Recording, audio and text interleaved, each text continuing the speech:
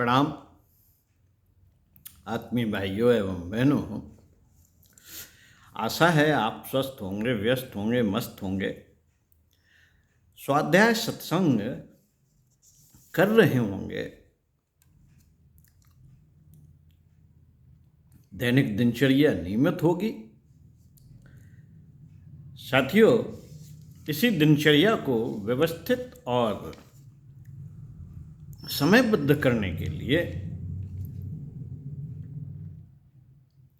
हम स्वाध्याय सत्संग का क्रम बनाए रखने के लिए आपको पंडित श्रीराम शर्मा आचार्य जी द्वारा लिखित पुस्तक अपना दृष्टिकोण ठीक रखें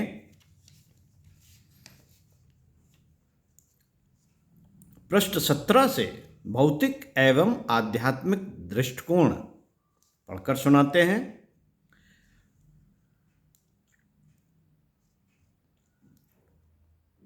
मित्रों, मानव जीवन के दो स्तर हैं, एक बाह्य दूसरा आंतरिक, एक भौतिक दूसरा आत्मिक।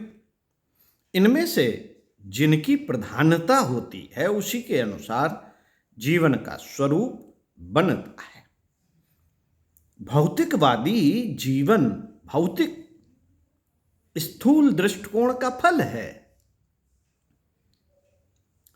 और आध्यात्मिक जीवन मनुष्य की सूक्ष्म विवेक बुद्धि की प्रेरणा पर अवलंबित है। बाहर से देखने में भौतिक और आध्यात्मिक जीवन में कोई विशेष अंतर दिखाई नहीं पड़ता, क्योंकि शरीर के पोषण एवं निकटवर्ती स्वजनों के प्रति कर्तव्य पालन के लिए गृही विरक्त सभी को जीवनोपयोगी वस्तुओं का सृजन एवं संग्रह करना पड़ता है। उनकी मात्रा में न्यूनाधिकता हो सकती है, पर उस अनिवार्य प्रक्रिया से छुटकारा किसी को नहीं मिल सकता। गृहस्थ को आजीविका उपार्जन के लिए कृषि, मजदूरी, शिल्प आदि कार्य अपनाने पड़ते हैं, तो विरक्त को भिक्षा, कंदमूल, फल संग्रह आदि के लिए उद्योग करना पड़ता है। सभी को वस्त्र चाहिए और सभी को निवास के लिए घर चाहिए। पात्र चाहे कमंडल हो, चाहे धातु का बना हो, आवश्यक ही रहता है। माला, पुस्तक, आसन, वस्त्र, कंबल, झाड़ू, जल, पात्र, दीपक, अग्नि, साधन कुटी, आश्रम, गुफा तो साधु को भी चाहिए। उनके टूटने फूटने पर उन्हें बार बार प्राप्त करना पड़ता है। भोजन और जल भी बराबर चाहिए, बार बार चाहिए। इनके साधन जुटाने में काफी समय लगाना पड़ता है। गृहस्थों का जिस प्रकार अपना 4 से 6 आदमियों का परिवार होता है, साधुओं के भी उससे अधिक सहचर, शिष्य, स्नेही मनुष्य या पशु पक्षी बन जाते हैं। पूर्ण एकाकी जीवन किसी के लिए भी संभव नहीं। मनुष्य की प्रकृति ही कुछ ऐसी है कि उसकी भावनाओं का विकास दूसरों के सहचरत्व में ही संभव है। पूर्ण एकाकीपन तो जड़ता की ओर ही ले जाता है। सहचरों के साथ जो कर्तव्य एवं भाव कुभाव गृहस्थ को रहते हैं, लगभग वैसे ही साधु के भी बने रहते हैं। बनवासी तपस्वी को सिंह का भय, व्याघ्र का आतंक, भोजन की इच्छा, साधन सामग्री की चिंता, मुक्त की अभिलाषा, बंधनों से घृणा, सज्जनों से राग, दुर्जनों से द्वेष एवं आंतरिक कुसंस्कारों से संघर्ष करते रहना पड़ता है। सुविधाओं को जुटाने एवं असुविधाओं को मिटाने के लिए उन्हें भी बहुत कुछ सोचना और करना पड़ता है। लगभग ऐसी ही प्रक्रिया गृहस्थ जीवन में भी बनी रहती है। इस प्रकार विचार पूर्वक देखने से दोनों ही प्रकार के सभी प्रकार के जीवन भौतिकवादी दिखते हैं। जीवित मनुष्य इनसे छुटकारा नहीं पा सकता, क्योंकि उसका निर्माण ही कुछ इस ढंग से हुआ है कि प्रयत्न और पुरुषार्थ, साधन और सुविधा के लिए उसे एक निश्चित ढर्रे पर चलना ही पड़ेगा। मात्रा का अंतर रहे तो भी वस्तु स्थिति में अंतर नहीं आता। बाह्य जीवन हर व्यक्ति का भौतिकवादी ही होता है। प्रश्न तो भीतरी स्थिति का है। अंतर इतना ही रहता है कि एक श्रेणी के व्यक्ति भौतिक वस्तुओं के प्रति भावनाएं रखते हैं, उनसे प्रेरणा प्राप्त करते हैं, उनकी प्राप्ति से सुखी और दुखी होते हैं। वे अपना लक्ष्य इन भौतिक पदार्थों और परिस्थितियों को ही बनाए हैं। इसी में उन्हें सुख दुख मिलता है। ऐसे लोगों को भौतिकवादी कहा जाता है। और दूसरी श्रेणी के व्यक्ति वे हैं जो भावना को महत्ता देते हैं, वस्तु को उसका उपकरण मानते हैं, वस्तुओं का निस्सारता, जड़ता, क्षणभंगुरता को समझते हुए केवल उनके सदुपयोग की बात सोचते रहते हैं। विश्व मानव की श्रेय साधना ही उनका लक्ष्य होता है। जीवन की गतिविधियों का और अपनी कार्य पद्धति का निर्माण वे इसी आधार पर करते हैं। ऐसे व्यक्तियों को अध्यात्मवादी कह सकते हैं। साथियों, भौतिकवादी और अध्यात्मवादी का अंतर प्रत्येक पदार्थ और स्थिति से बिल्कुल भिन्न होता है। यह भिन्नता ही उनके उत्थान और पतन का कारण बनती है। एक युवा लड़की को दो व्यक्ति ध्यानपूर्वक देख रहे हैं। इनमें से एक वासना की दृष्टि और एक आत्मा की श्रम आभा देखकर पुलकित होने के लिए देखे तो बाह्य दृष्टि में दोनों की क्रिया एक होते हुए भी उनका प्रतिफल एक दूसरे से सर्वथा भिन्न होगा। मित्रों, मंदिर में दो व्यक्ति भगवान का दर्शन तन्मयता पूर्वक कर रहे हैं। एक भावना पूर्वक इस प्रतिमा में घट घटवासी सर्वव्यापी भगवान की झांकी करता हुआ गदगद होता है। दूसरा मुकुट श्रृंगार का, पत्थर आदि का मूल्य आंकता है और दूसरी प्रतिमाओं के बाह्य साधनों के साथ तुलना करता है। उसकी समग्र दृष्टि विलास तक सीमित है। ऐसी दशा में दोनों का देव दर्शन भिन्न परिणाम ही उत्पन्न करेगा। एक और तीसरा चोर व्यक्ति तो मूर्ति का कीमती श्रृंगार चुराने की घात लगाकर खड़ा है और उसके लिए अवसर खोजने में तत्पर है। उपर्युक्त दोनों व्यक्तियों से भिन्न प्रकार की परिणत का अधिकारी होगा। एक को भगवान के दर्शन का लाभ मिलेगा, दूसरा श्रृंगार एवं मंदिर की शोभा की आलोचना करके मनोरंजन करेगा, तीसरा पाप में प्रवृत्त होकर दुख भोगेगा। पकड़ा गया तो जेल जाएगा। इस प्रकार एक ही प्रकार से देव दर्शन कर रहे तीन व्यक्ति तीन तरह की गति को प्राप्त होंगे। साथियों, एक व्यक्ति धन संचय में अपना गौरव मानता है, स्त्री को रमणी एवं दासी के रूप में सुखोपभोग की सामग्री मानता है, अहंकार की तृप्ति में प्रसन्न होता है, तो उसी स्थिति की अनुकूलता एवं प्रतिकूलता के अनुसार सुख दुख मिलेगा। सच तो यह है सच तो यह है कि उसे हर समय दुख होगा, क्योंकि जो छोटी मोटी सफलता मिलेगी वह तृष्णा की तुलना में कम ही होगी। इसलिए और अधिक की आकांक्षा में उपलब्ध साधन अपर्याप्त एवं असंतोषजनक ही मालूम पड़ेंगे और वह निरंतर खिन्न ही बना रहेगा। साथियों, भौतिकवादी दृष्टिकोण में सदैव अतृप्ति, असंतुष्टि, कुढ़न एवं खिन्नता ही बनी रहेगी, क्योंकि संसार की सब वस्तुएं मिलकर भी एक व्यक्ति की तृष्णा को पूरा नहीं कर सकती। दूसरा व्यक्ति जो धन को ईश्वर की अमानत एवं उच्च आदर्शों के लिए सदुपयोग की सामग्री मात्र मानता है, उसे धन के संबंध में अकुलाहट क्यों होगी उसे अकुलाहट?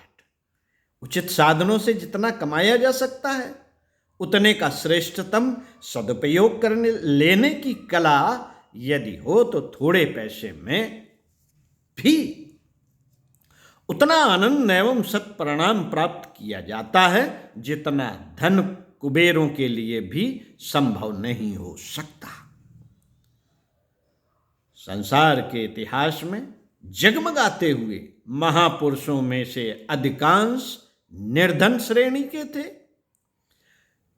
जो कुछ पास था उसका श्रेष्ठतम सदुपयोग करते हुए वे प्रगति के आशाजनक साधन एकत्रित कर सके, किंतु जिनके पास धन के अटूट भंडार भरे पड़े थे उन्होंने उससे अपना नाश किया। उन्होंने धन से अपना उन्होंने अगणित दोष खरीद लिए जो निर्धनों को कदाचित ही प्रभावित करते हैं।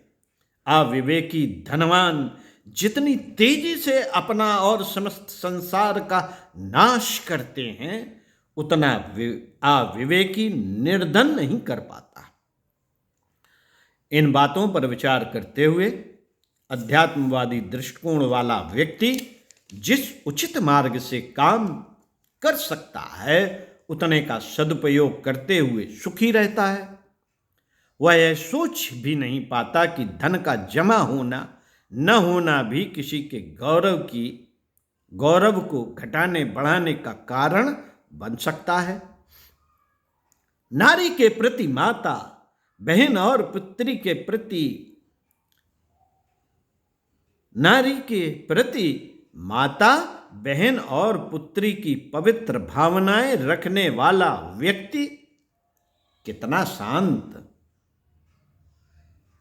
शांत और संतुलित रहता है, इसकी कल्पना भी लंपट प्रकृति के दुष्ट दुराचारी एवं वासनाओं के कीड़ों के लिए कठिन होती है। वे सदा हाथ मलते और अपनी दुर्बुद्धि की आग में चलते रहते हैं। यदा कदा जो थोड़ी सी सफलता प्राप्त कर लेते हैं उनकी उतनी में भी अपनी प्रतिष्ठा को तो वो खो ही बैठते हैं। भले लोगों के बीच उन्हें घृणा, आशंका और तिरस्कार की ही दृष्टि से देखा जाता है। अपनी पत्नी में भी रूप, यौवन और अन्य आकर्षण को खोजने वाले और उसी आधार पर संतुष्टि असंतुष्ट की बात सोचने वाले लोग दाम्पत्य जीवन का आनंद क्या उठा सकेंगे? उनमें से हर मनुष्य को असंतोष ही रहेगा, क्योंकि मनुष्य अपूर्ण है। दूर से कोई पूर्ण भले ही दिखे, पास से हर वस्तु अपूर्ण दिखाई पड़ती है। ऐसी दशा में पत्नी भी किसे मनोवांछित मिलेगी? किसे मिलेगी मनोवांछित पत्नी? ऐसी दशा में हाँ उसने पतिव्रत धर्म की तरह पत्नी व्रत को आदर्श मान लिया है और उस धर्म कर्तव्य को निभाते हुए जैसी भी कुछ सहधर्मिणी मिली है उसे प्रेम प्रदान करते हुए संतोष और स्नेह के साथ शिरोधार्य करते हुए क्षमा, उदारता और आत्मीयता की भावना से उसकी त्रुटियों को निभाते हुए, सुधारने का सौम्य प्रयत्न करते हुए अपने गृहस्थ जीवन को स्वर्गीय बनाने का प्रयत्न किया है। उसे त्रुटिपूर्ण नारी प्राप्त होने पर भी सदा सुख शांति का ही दर्शन होता रहेगा। अहंकार की तृप्ति के लिए अनावश्यक अपव्यय, फैशन, ठाट बाट, पदवी, मान सम्मान की आकांक्षा जिसे बनी रहेगी, उसे दूसरों का गुलाम बनकर रहना होगा। दूसरे क्या पसंद करते हैं, दूसरों को प्रभावित कैसे किया जा सकता है, यही सोचने में उसे अपनी शक्ति और सामर्थ्य का बहुत बड़ा अंश खर्च कर देना पड़ेगा। किंतु जिसने सादगी को ही सौंदर्य और सज्जनता का प्रतीक माना है, वह मितव्ययता बरतते हुए सीधे साधे ढंग का कम खर्चीला जीवन बना लेगा और सदा सुखी रहेगा। सामाजिक प्रतिष्ठा का माध्यम ठाट बाट को मानना वस्तुतः बहुत ही छिछोरापन है। यदि ऐसा रहा होता तो रंगमंच पर सजा धजा राजा का अभिनय करने वाले नट को संसार में भारी मान मिलता। बनावट का खोखलापन और ओछापन दूर से ही दिखता है और हर समझदार आदमी इसे व्यंग, उपहास और बचकानेपन का ही प्रमाण मान सकता है। एक ओर ठाट-बाट के नाम पर आवश्यक कार्यों से भी वंचित रहना और उस आडंबर पर बहुत धन एवं समय खर्च करना, दूसरी ओर विचारशील लोगों की दृष्टि में उपहासास्पद बनना, यह दोहरी मार होगी। यह दोहरी मार ढोंगी अहंकार ग्रस्तों पर पड़ती है। सादगी का, सज्जनता का जो महत्व समझते हैं, वे अपनी शक्तियों का सदुपयोग दूसरी बातों में करते हैं। संसार की वस्तुओं में सौंदर्य और सुख की तलाश करते हुए उनके पीछे दौड़ने वाले लोग भौतिकवादी कहे जाते हैं। उनका यह दृष्टिकोण मृग तृष्णा की तरह आजीवन भटकते रहने पर भी कभी शांति और संतोष का दर्शन नहीं दे पाता। धनी मानी व्यक्ति भी कितने अशांत, उद्विग्न और खिन्न रहते हैं। उनका शारीरिक और मानसिक स्वास्थ्य कितना जर्जर बन चुका है, उसका अनुभव दूरवर्ती को नहीं, समीपवर्ती को ही हो सकता है। बाहर के लोग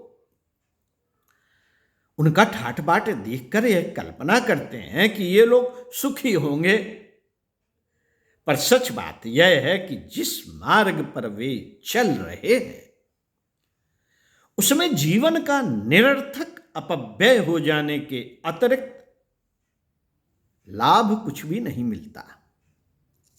वस्तुओं के प्रति अत्यधिक आकर्षण, उनके प्रति अनावश्यक मोह आत्मघात के समान ही हानिकारक है। नर तन जैसा सुर दुर्लभ अवसर इन्हीं बाल क्रीड़ा में बिना ढंग के खोना, जो कुछ कमाया धमाया है उसे कूड़े करकट की तरह यों ही छोड़कर चलते बनना, इसमें कौन सी बुद्धिमानी है। आशा और तृष्णा के झूले में झूलते हुए एक अतृप्त की चमक भी जब नशेबाजों के विषण की तरह पीछे लग जाती है तो छूटती नहीं और उसका परिणाम भी नशेबाजों के द्वारा पूर्ण बर्बादी के बाद किए जाने वाले पश्चाताप जैसा ही होता है।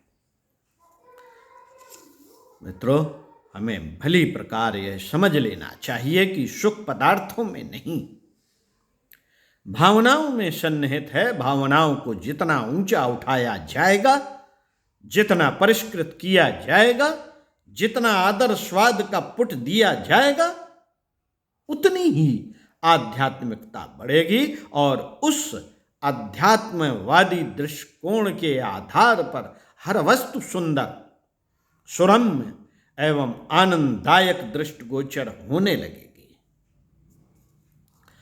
सूर्य का प्रकाश पड़ने पर हर वस्तु चमकती है। इसी प्रकार अध्यात्मवादी दृष्टिकोण अपनाने वाले के पास जो साधारण वस्तु होगी, जो सामान्य परिस्थितियां रहेंगी, जो सामान्य श्रेणी के मनुष्य रहेंगे, वे आनंददायक, संतोषजनक, उत्साहवर्धक एवं शांति प्रदान करने वाले परिलक्षित होने लगेंगे। ओम शांति। आगे इसी क्रम में पृष्ठ 24 से पढ़कर सुनाएंगे। लौकिक सुखों का स्रोत खोजें। सुनते रहिए, स्वाध्याय सत्संग करते रहिए और एकांत में चिंतन मनन भी कीजिए।